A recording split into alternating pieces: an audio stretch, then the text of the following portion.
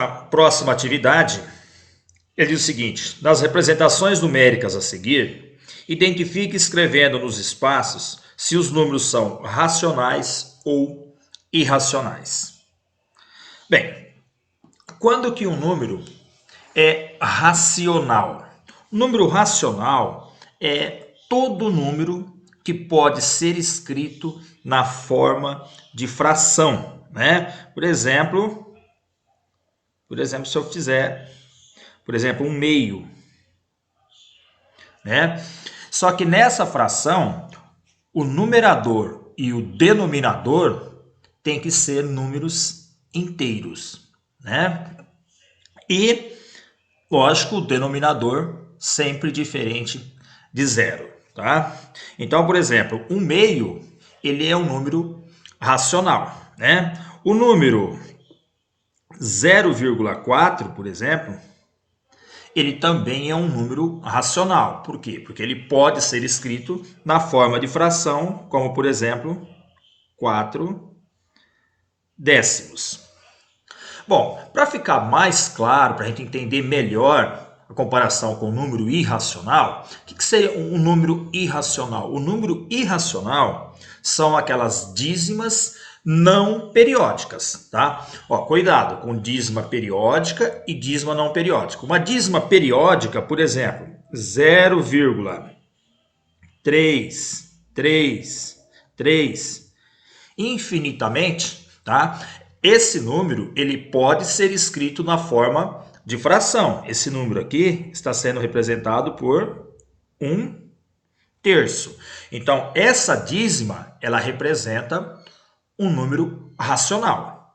Agora, aonde que nós temos um número irracional? Por exemplo, a raiz quadrada de 2, por exemplo, né? Se eu pegar a raiz quadrada de 2, ela vai ser escrita assim, ó, 1,4142135, e ela é infinita. Ela é infinita, mas percebam que não existe um período, ou seja, não existe um grupo de algarismos que se repete, né? Então, esse número é dito, então, um número irracional, tá? Então, no geral, tá?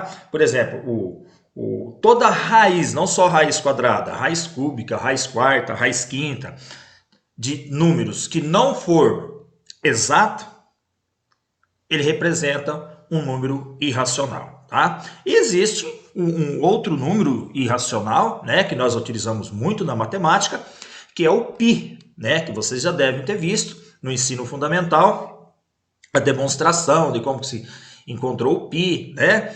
E ele também é um número irracional, tá? Então, vamos representar por número racional, vamos representar pela letra R os racionais e os números irracionais. Então, aqui, menos 2. Menos 2 é um número racional. Raiz quadrada de 3. Raiz quadrada de 3 não é exato, né? Se a gente for procurar quanto que vale a raiz quadrada de 3, nós vamos encontrar lá 1,732, né? E ela é infinita. E não existe um grupo de algarismos que se repete. Então, isso aqui representa um número irracional, tá? O 4 é um número racional. O menos 1,5 é um número racional. O 2,5 é um número racional.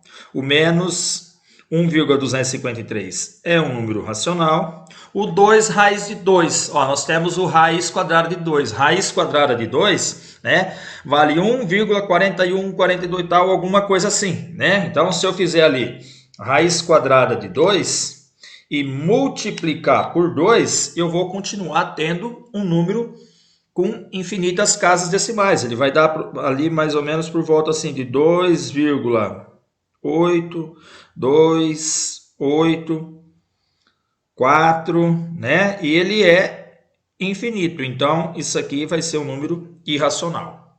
O π, né, que ele vale aproximadamente 3,1 4,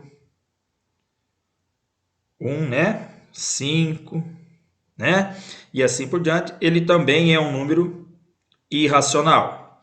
O raiz quadrada de 13, dá aproximadamente 3,6055512 e assim infinitamente.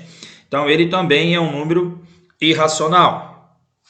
Agora, menos raiz quadrada de 9. A raiz quadrada de 9 é 3. Então isso aqui vai dar menos 3. Então nesse caso aqui, ele é um número racional.